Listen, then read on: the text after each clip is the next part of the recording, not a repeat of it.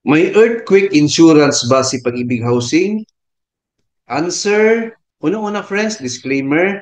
Ang video content natin ay based from research sa website ni Pag-ibig Fund. Ito po yung sagot. Pag-ibig Housing Insurances.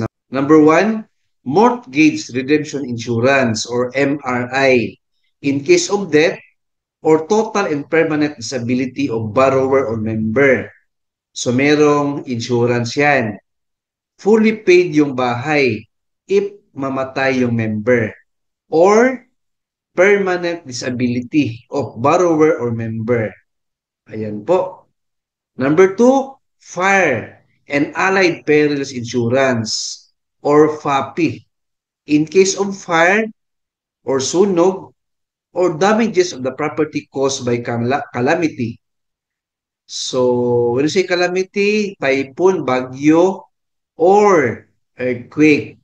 So, ang sagot sa tanong kanina, yes, may insurance or earthquake insurance. Si Pag-ibig Housing.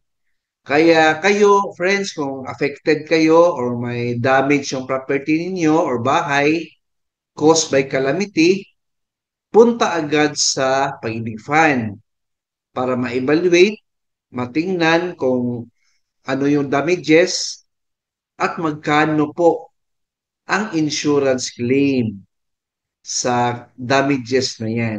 Alright? So, hindi tayo makabigay ng exact amount.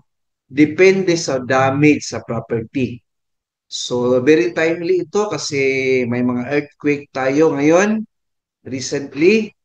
Baka affected or may damage yung bahay ninyo.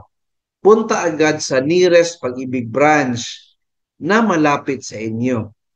Alright? So, hope na nasagot natin ang question. Keep watching my YouTube channel. Please like, share this video, and subscribe my YouTube channel. Thank you, God bless, and 2 thumbs up.